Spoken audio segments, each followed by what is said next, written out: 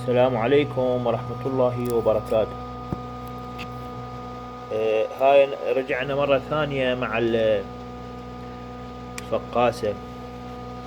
حبينا نشوفكم البيئة. طبعا اليوم هو اليوم ال18، لأنه أكو جامعة أنا من يوم 25 وأكو 26 28 ويوم 1/3. فبديت من يوم 1/3 واليوم 18. هو السمان حسب معلوماتي انه 18 يوم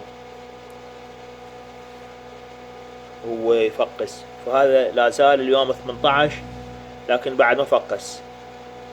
على الارجح انه لانه كم ساعة طفت الكهرباء كانت تطفي وتصير الحرارة 25، تحافظ يعني اقل شي 25 وترجع. فاني حسب معلوماتي وسألت قالوا ما يهم يعني، فقط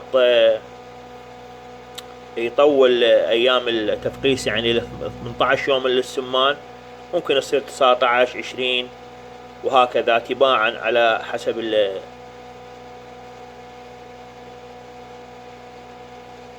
التاريخ مال البيضة يعني. و هسه حاليا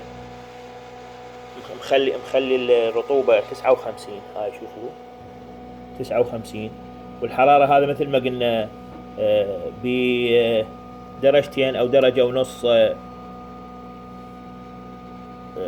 خطأ يعني، لانه هذا هو هذا مال الاطفال مال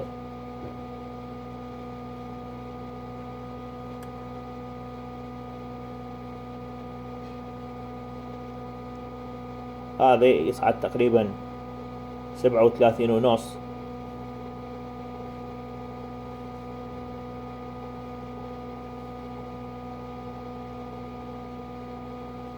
ان شاء الله نوافيكم كل جديد بالنسبة ايش راح يصير ويانا. شوفوا هسه هذا استقر على 37 و3، يعني 37 و3 مرة 37 و5، هيك هالامور هاي. هم يقولون وقت التفقيس لازم بيض السمان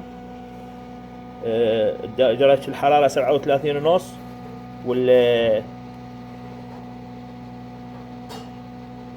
والرطوبة 60. فهاي 59 تصعد 65 61 59 وهكذا. وسنوافيكم بكل جديد. لا تنسونا من الاشتراك واللايك،